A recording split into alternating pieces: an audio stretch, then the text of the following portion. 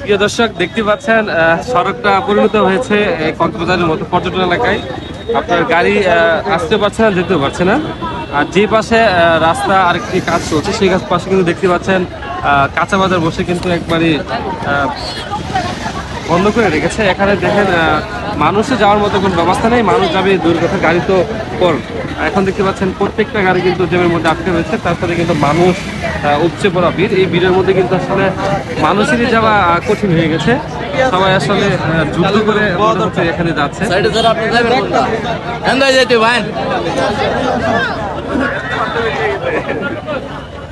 ভয়াবহ অবস্থা চলছে, যাওয়ার মতো কোনো ব্যবস্থা নেই। এখানে সময় নিয়ে আসলে আসতে হবে, গাড়ি দিয়ে যাওয়ার চিন্তাই করা যাবে না।